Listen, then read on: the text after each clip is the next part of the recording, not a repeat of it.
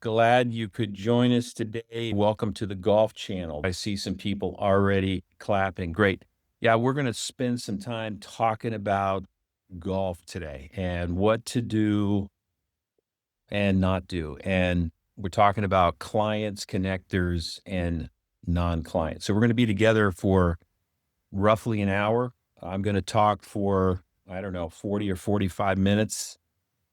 And we have a blank sheet of paper. I'm always suggesting take a couple of notes because what I'm hoping you're going to be thinking about is what did I learn? What could I start doing and maybe stop doing? So, if you don't know me, my name is Jim Ayraud. I'm the CEO of Next Level. We're a sales and sales management advisory firm located in Boston, Massachusetts. And this is one of my favorite topics. Now, I've been asked to do this talk for probably, I don't know, 8 or 9 years. And this is really the first time I've done it. I don't know why I waited so long, but you're going to get a first take. So sit back and enjoy and let's have some fun together. So I have been the CEO and founder of Next Level for 30 years. And before that, I was a corporate guy. And if you go way back in my history, my dad taught me how to play golf when I was 9 years old. And my dad, he called me Jimmy. I was Jimmy back in those days. And he would always tell me, he would say, golf is a great sport. If you stick with it, it'll be good to you for your entire life. And dad was right because it's been great to me both personally and professionally. But today we're talking on the professional side. We're talking about business golf. And I've learned a lot of lessons, and I want to share some of those with you. I will tell you that it has golf in terms of our business, my business, in terms of those that I played golf with, in terms of clients and so forth. I can tell you that it has generated probably 100 to $200 million over the last 30 years. Not just with our company, but when I hear the stories and the connections that people have made because we played golf together. So I want you to know that what I'm going to be talking about is really thinking about how do we have the right mindset about what this is and what are some things that we can do or what you can do to capitalize on what golf is all about. Because golf in essence is not going to create business, right? It's really going to be the relationships that are established in golf. The people that I played golf with have become longtime friends. I know them very, very well. And the time that we spent together, whenever it was and how many times we played together, has always been memorable and has been productive. And I think there's some reasons for that.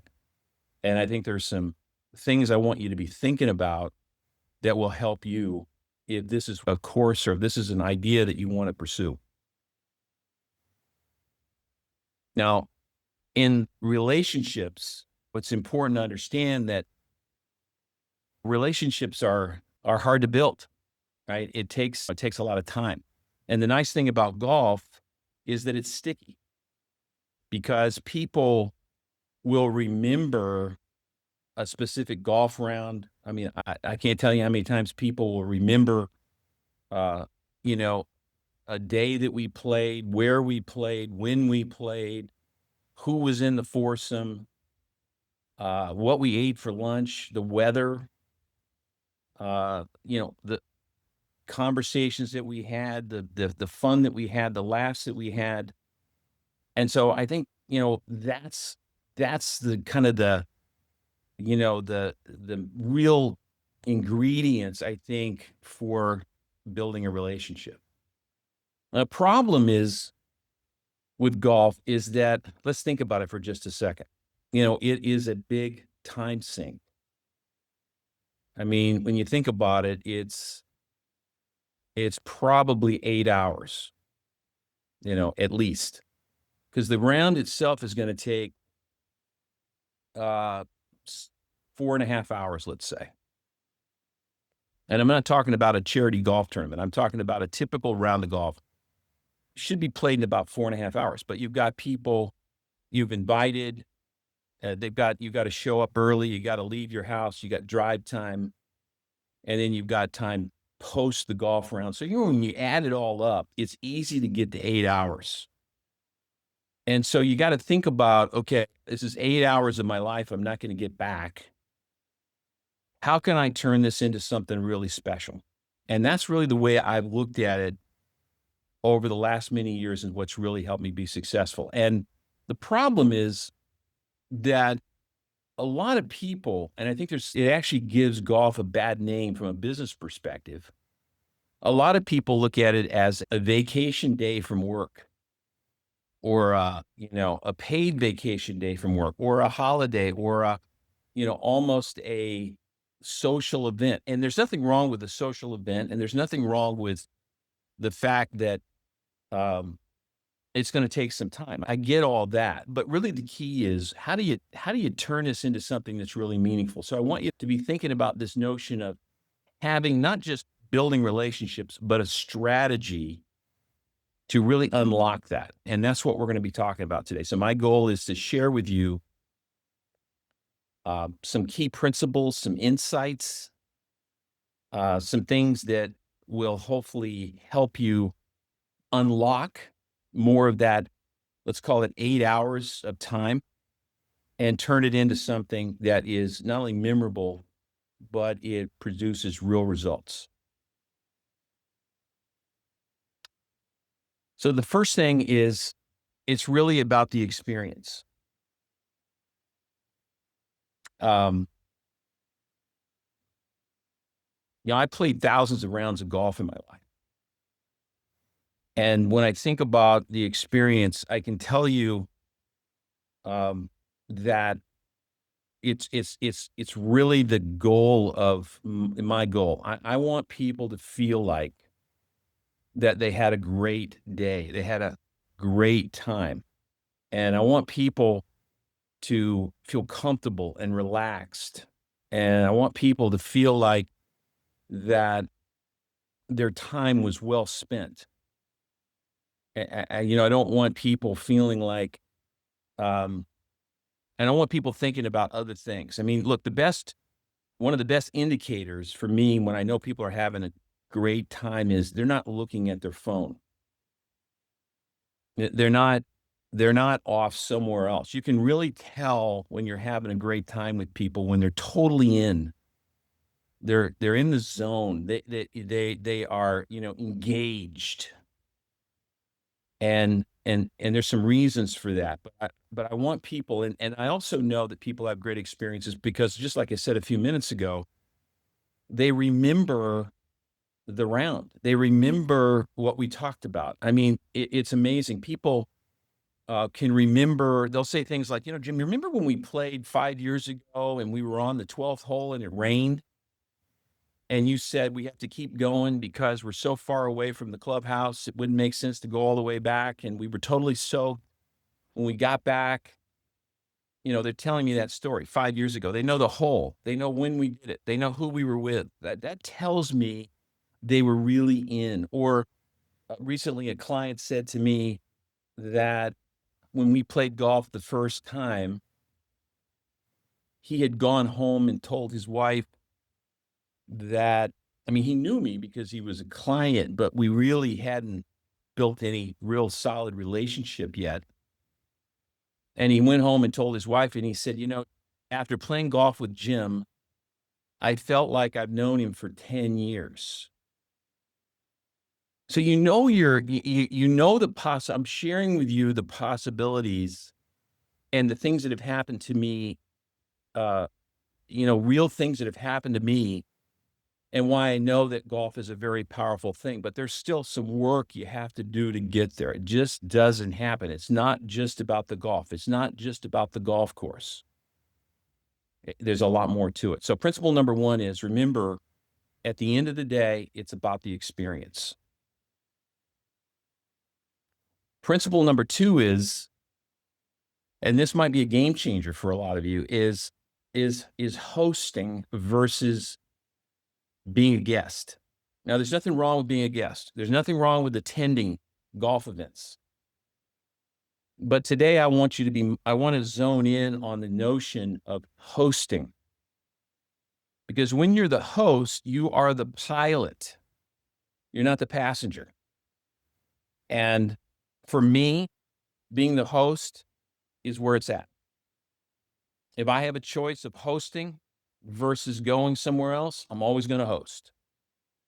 And I love being a host because I get to do the invite. I get to do the list. I get to put the people in, the right people together. And I'm coming from sort of that position of authority, that sort of leader, focal point in the middle of the ring. I'm setting the tone, the environment, really building on this notion of the experience. And I get an opportunity to make introductions and connections to people that most of the time don't know each other.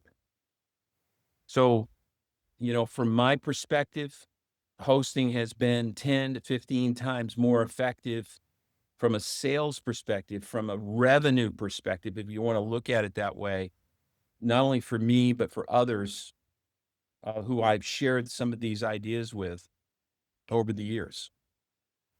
So think about this idea of being a host. Think about how you could be a host. And it doesn't have to be a big golf tournament.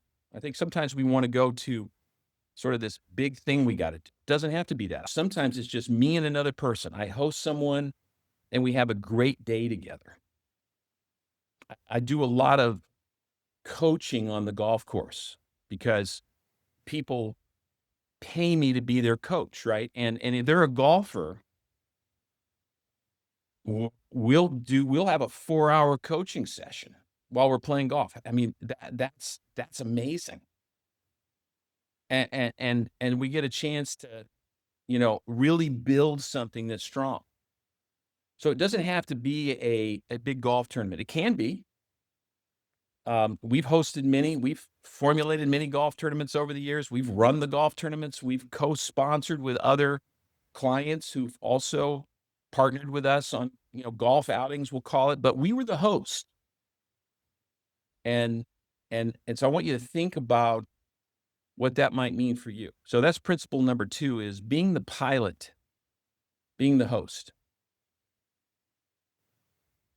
All right, so think about this. The other piece of this is that you got to be a connector, right? Your job.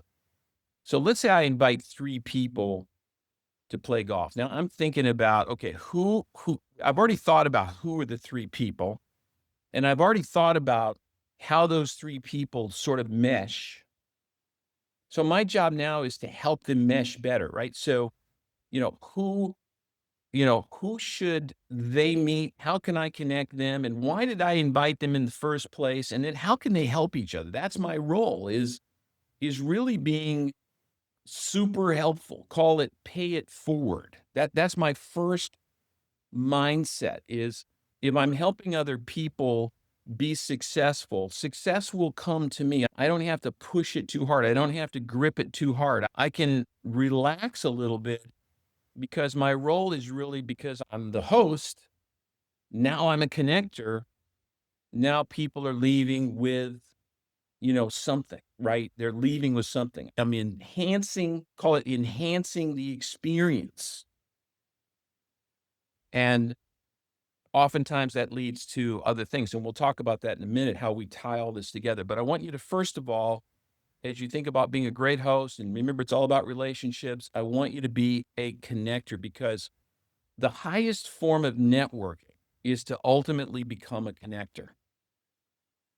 There's givers and there's takers, and you want to be a giver, right? Because there's plenty of takers out there. So you're a giver, you're also a connector. So that's principle number 3.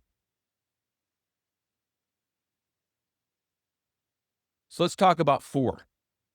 It's really important to think about, this is not only an investment in time. If you're a host, it's not only an investment in time, but it's an investment in the overall expense, right? There's a monetary investment to being a good host. You're gonna have to factor that in. Um, I made an investment in golf for myself by joining a country club a long time ago, and I paid for it out of my own pocket because, yeah, I love golf. Sure, that's true. But I made the investment because, I knew that it would pay off. And because of that, it has paid off. But beyond that, um, it allowed me to get to know, the pro, the assistant pros, the general manager, the people that ran the restaurant, the pub, all of the people that worked, the interns for the summer, all the people. Because I knew that if I was hosting, I wanted to make sure that those people knew me really well. And I've always treated all of the people that are employed by the golf course, really, really well. And if it was a caddy or whoever it was always, I wanted them to know that they were going to be treated well with kindness and graciousness and, monetary tip, whatever it might be, gratuity, those types of things. And then in terms of the guests, it just made them feel a lot more comfortable because now they were greeting me and they knew. And if it was someone who um, was really new, a guest that had been there maybe for the first time, I would let people know this is their first time here. And, I want you to know what their name is and they're driving a long way, or maybe they're flying in. People fly in to play. So I would set all that up behind the scenes because I wanted people to feel really super comfortable. And, my rule is always never be cheap. So, don't get skinny on the appetizers, those types of things. But you don't have to be ridiculous. I'm not suggesting that you have to pay for somebody to fly in. I'm just saying, you know, don't be cheap and don't penny wise pound foolish, right? Is the mindset. So, do the right thing in terms of the food and the money, the food, the tips, the gratuities, make sure no one's getting their wallet out, those types of things. It goes a long way. And make sure when you have a chance to buy somebody something at the midway point, buy something. Don't just, let them have it, whatever they want. And then the second piece is that I think is important, and I know it probably doesn't need to be said, but I'm gonna say it anyway, is be really careful with the, with making sure that you're staying sharp. Um, I try to avoid alcohol as much as possible. I wait until the appropriate time, maybe the 19th hole, but I really wanna be sharp because remember, I'm the pilot, I'm the host, I'm the facilitator, and I wanna be fun, and I wanna read you gotta read the room, I understand. But I just think it's important if you look at it from the perspective I'm trying to help us look at it is this is a real opportunity. This is a once you have to think about it as this is a once in a lifetime opportunity to have a fabulous experience all the way through.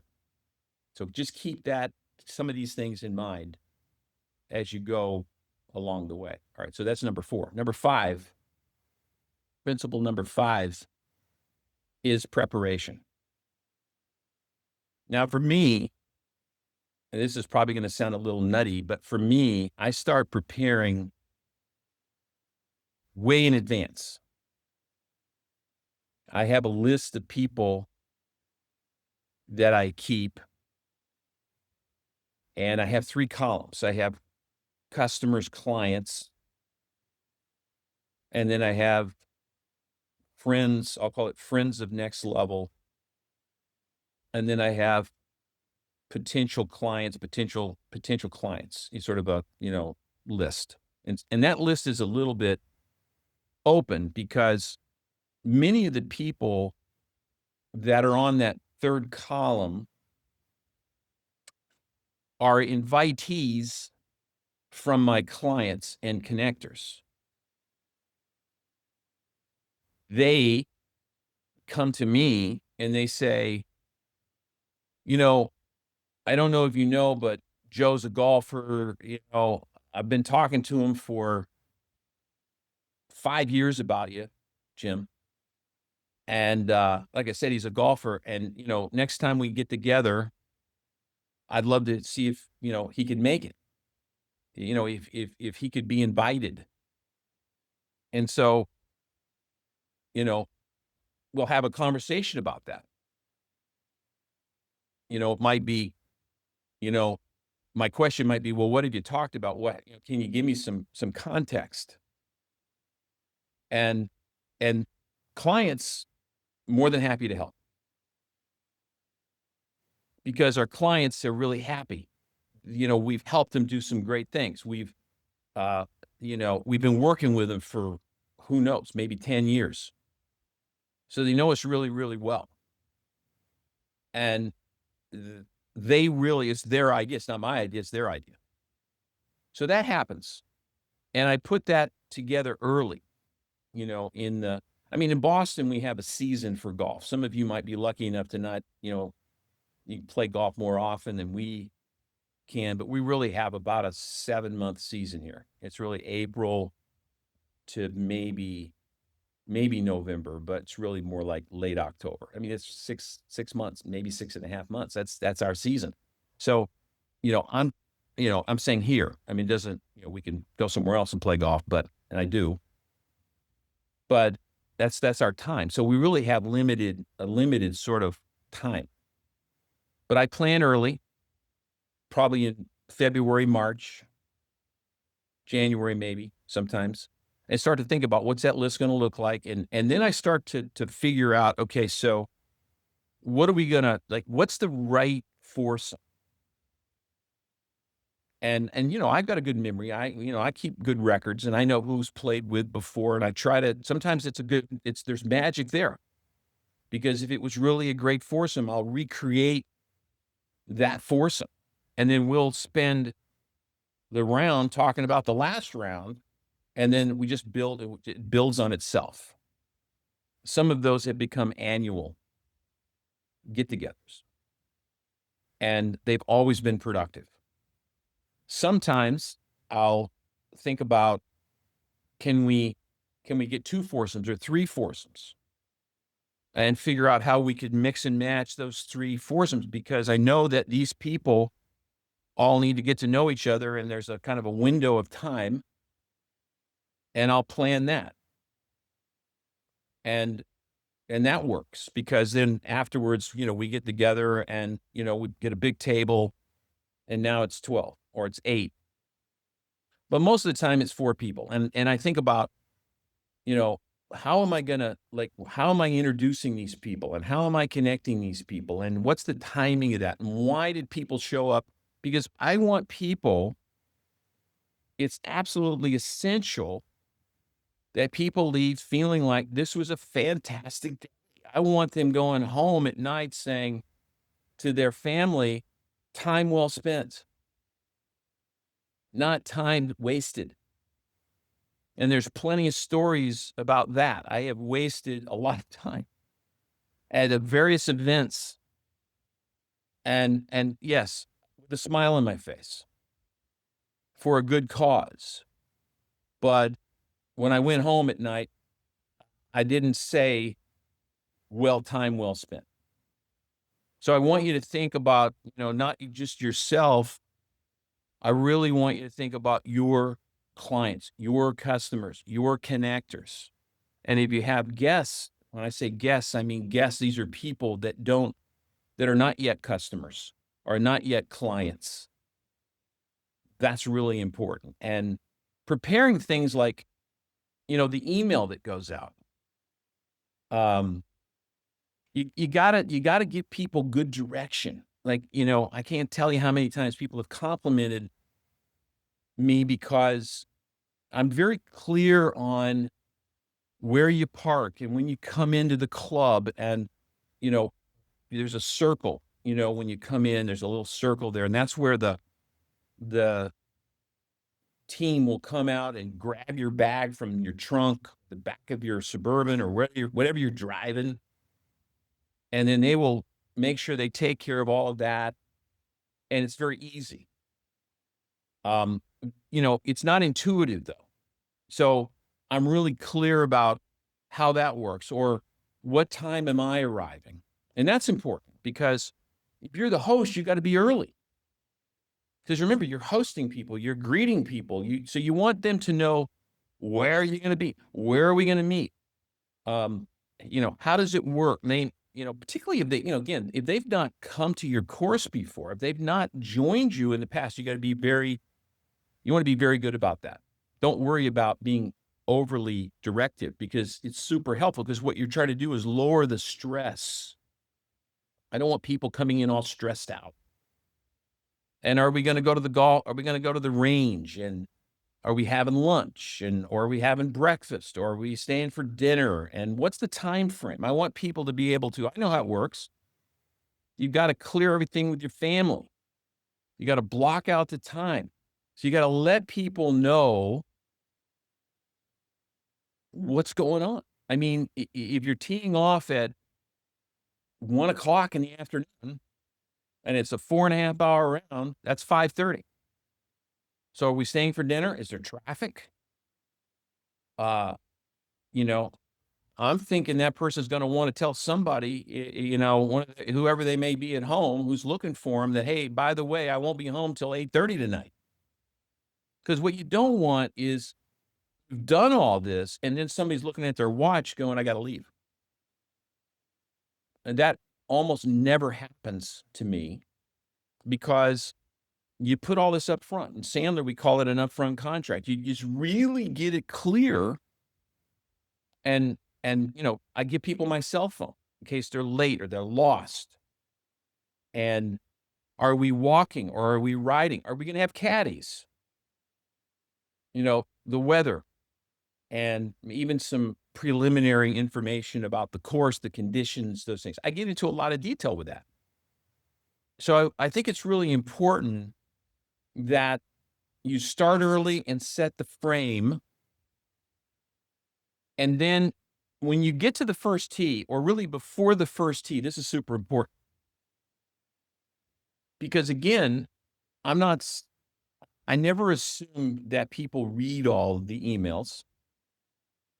And I've got them comfortable now, but I got to get them back together again. So usually a good time to do that is either at the driving range if you're all together and there's a moment to do that, or you're walking to the first tee. Sometimes there's a walk. We have a long walk from the clubhouse to the first tee.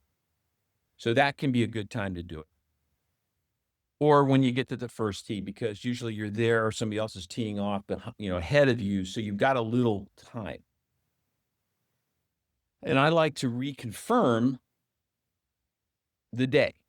What are we doing here? What's the deal? So we're teeing off at 1 o'clock. We're going to be playing. It's going to take about 4 hours and 20 minutes.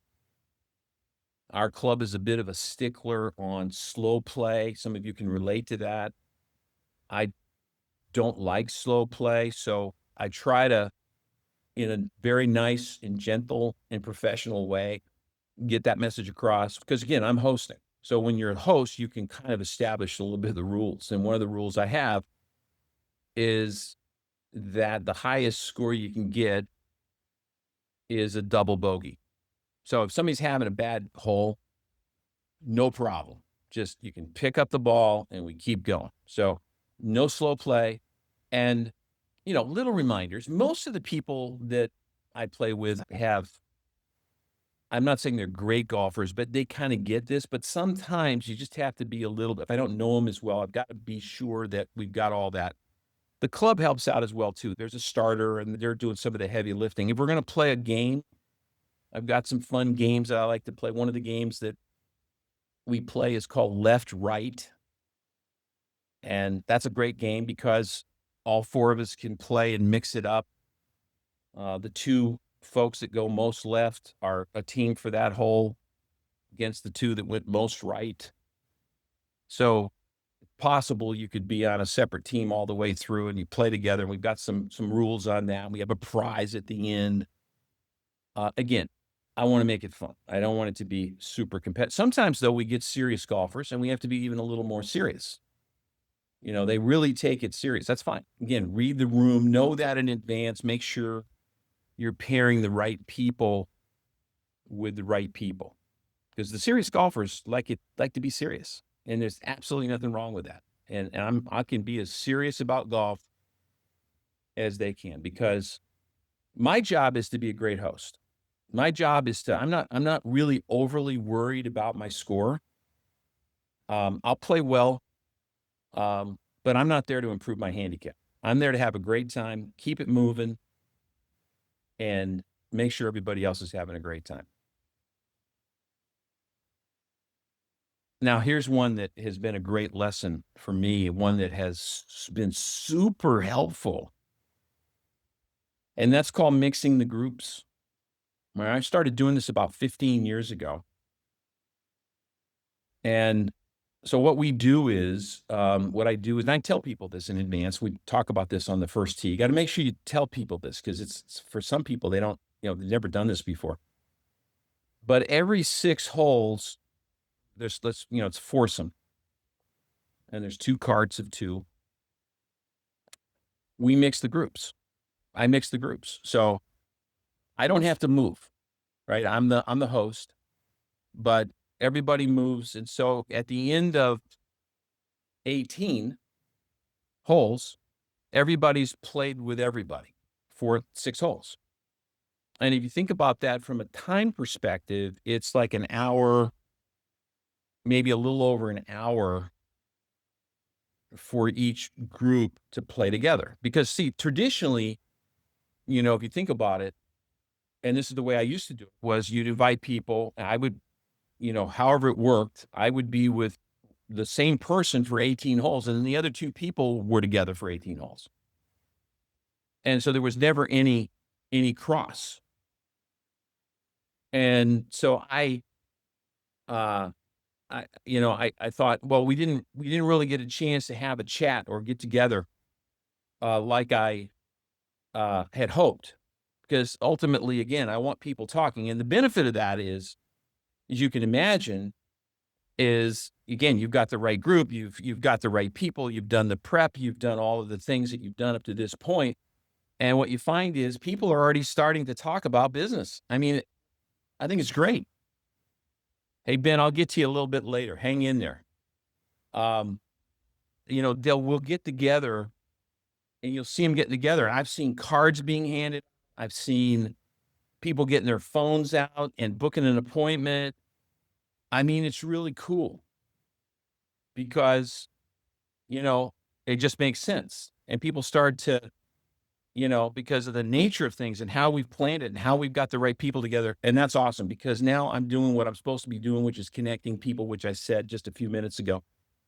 And on top of that, guess who they're talking about? They're talking about you. They're talking about me. And so I never worry too much about feeling a lot of weight about trying to turn this into revenue.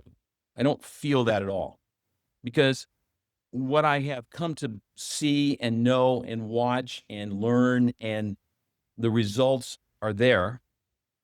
The proof is in the pudding. Is those people will, if you get the right people together, they're going to say good things about you. They're going to talk about you. They're going to say, gosh, I got to tell you, well, how do you know next level? I mean, particularly if there's somebody new there.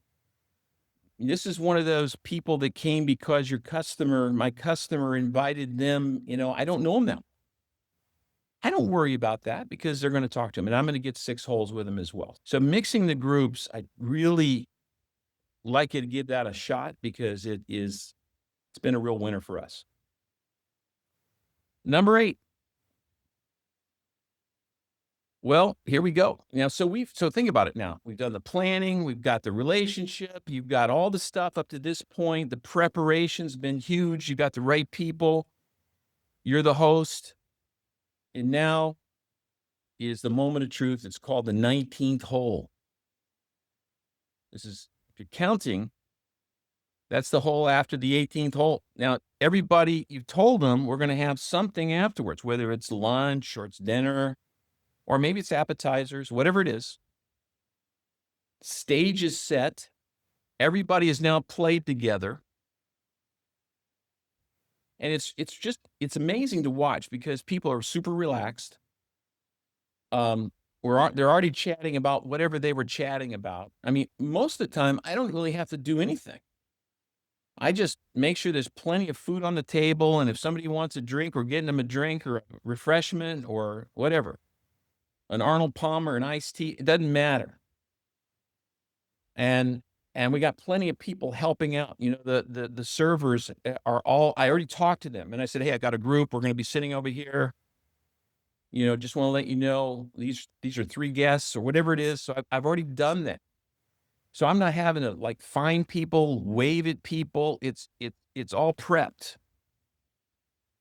And somewhere along the line, though, you know, you're playing that host, you're playing that connector, and you're saying, "Hey, listen, the reason I wanted all of us to play together, it's great. You guys are having a great time. We're talking about the scores." And then you begin to kind of pull them into why you thought this group made sense, why it was important that the 4 of us played golf today. And my goal, my most important goal besides the experience is I want people leaving with a next step. It's been one of the hallmarks of my success with this is the guests that I invite are leaving with a next step, whatever that might be. It's not me setting it, it's them setting it with each other. Now, a lot of times that's already been done. They've already done that in the cart. They did that before we got here. But just in case, I want to make sure everybody's leaving with contact information and when they're going to get together and all that. And then I feel like I've really, I've accomplished what I wanted to accomplish. Great time, great experience, leaving with a smile on their face, and they've left with a new connection and a clear next step. I mean, that to me is the goal. And if I do that right, I know in my heart of hearts, I know because of the proof is in the pudding, it will come back 10x, 15x, 20x. Because oftentimes what happens, particularly if there's a guest there, someone who's a guest of next level, this is not a client, they will say something to me, whether it's at the table with everybody or on the way to the car or many times in the parking lot. And they'll say, "Jim, this has been a great day. Really appreciate you inviting me. Hey, listen, I just want to let you know, we've got some real sales challenges over at our place. Didn't come up on the course. I never brought it up. And Peter has been raving about you for like 3 years in my ear, chirping in my ear. And I think we should meet." That has happened so many times. And so we got there because of all the stuff before that. I don't think it would have happened otherwise. And so when I look at our business today, 30 years later, still going strong, by the way, many of the people that are clients of ours, they may not know this, but came because of a round of golf that I had with somebody somewhere. And so if that's not power, I don't know what is. If that's not getting your blood running, I don't know what else I can say about that. But that's where the magic happens. Don't miss the opportunity though. Don't have this great day and miss the opportunity to kind of lock everything down at the end, because if you don't do it, it's not going to happen. And what I mean locking it down is making sure people are leaving with a clear next step. And then here's the one that I think everybody needs to know, and that is I never sell on the golf course. I don't brag. I don't I don't talk about next level that much. I mean, if they ask, I'm going to tell them. I'm not dodging it. But I'm not, gonna be jumping up and down and going crazy and trying to sell somebody something and, "Hey, can I bend your ear?" And I mean, that's not what we teach, because you really can't sell anybody anything anyway, and I would never want to invite somebody with ulterior motives. Now, if somebody has invited somebody to play, sure. I mean, we're all understand that we're business people. This is not a secret. I don't think anybody is playing golf just for the heck of it on a Tuesday. That's at least in my world. I think everybody's intentional. I think that people want to, you know, leverage as much out of their time as they possibly can in the limited amount of time that we all have. But I've always believed the best sales presentation you're ever going to make in your life is the one that the other person doesn't see as a sales presentation. And that's the way I act, and that's the way I believe. And, if you have this mindset of I'm financially independent and I don't need the business, why do I need to pitch anybody anything? In fact, I don't even like the word pitch. If you know me well, I think it's an adversarial word. So I'm not trying to crowbar or chase or stalk or be weird about anything, because if I do that, they're never coming back. In Sandler, we talk about if you make people feel not okay, they'll get rid of you. And I don't want to make anybody feel not okay because Jim's trying to make a sale. I want people to feel great. And then, when they say to me, hey, I'll call them up and say, hey, we should meet. We need to meet. We need to catch up. We need to get some business done. I mean, this is a client, let's say, and they're looking at their calendar and they say, phew, I got to tell you, it's pretty busy, Jim. I'm going to have to look into early August. And I say, okay, fine. Early August is fine. Hey, I got a second question for you, by the way. What are you doing next Tuesday? I got a foursome. You know what happens? Done. That's the power.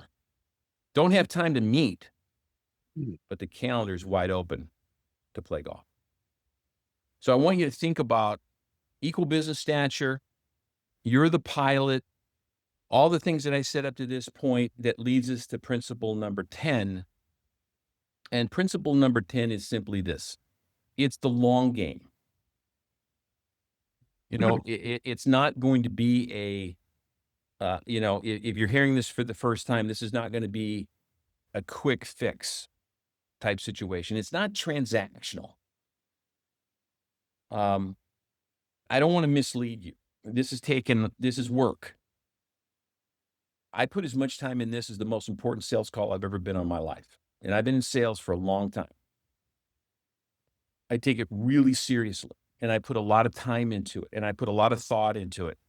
And if anybody wanted to know what my return on investment or return on time invested, I got a great story to tell. If I'm the CEO of the company, but if I had a boss and they said, "Hey, Jim, tell me about all this, what you're doing with golf and, this, that, and the other, and blah, blah, blah. You spend a lot of time doing it." I'd have, they would be no questions because the return is definitely worth the time. But it's because I've always had a long view of it. And whether it's, the conversations I'm having, the relationships that I'm building, but I look at it in terms of the opportunities that I believe, and I feel really good about this, that I've helped others achieve. I mean, that's my goal, is to help others be successful. And if I can facilitate those introductions and those connections, then it makes me feel really, really good. And I've seen that play out over and over again over the years. So this is why it's, wherever you are and whatever you're thinking about golf, the only thing I would say is that, if this is new or if you hadn't thought about some of these things, it's never too late to do the right thing. It's never too late to make some changes. It's never too late to make some adjustments.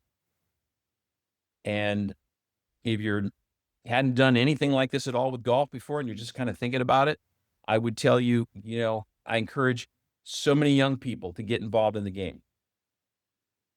At our course, I see so many young men and women who are learning this game, and I am so happy for them. I'm so excited because I think it's going to, like my dad said to me, it's going to serve them well the rest of their life. So one last thought, and then I'll be happy to answer any questions anybody has. But I want you to think about golf and this whole notion of experience as an unpainted canvas. It because it's golf is a lot like life. It really is. You learn a lot about people. I play golf with people. I learn a lot about people in golf. There's a lot of character in golf. There's a lot of those of you that know golf, there's some struggles out there. There's some challenges. There's some traps. There's some trees. There's some tall grass. There is some hot weather sometimes. It sometimes rains and all these things. And you learn about people's character, by the way. You learn what they're made of because it's a tough game and it doesn't always go well. How do people recover? And, do they go crazy? Do they get mad? Did they stay in control? Can they still be happy after making a bad shot? Did they help out? Did they bring everybody else down or did they bring everybody else up? You learn a lot. And you learn a lot about yourself too, in terms of golf. Golf is a lot like sales. Some good shots, some not so good shots, some wins, some losses, some lessons learned. It's very philosophical in that way. But I want you to think about golf as an unpainted canvas. It's just sort of this blank canvas. I'm getting ready to do this. It's an unpainted canvas. And I want you to start thinking about how do I turn that blank canvas into a masterpiece? Because if you turn it into a masterpiece, then you created what I call the hidden sales force. And the hidden sales force are the people that know and love you and willing to do whatever it takes, willing to introduce you, willing to connect you, willing to help you when you need it.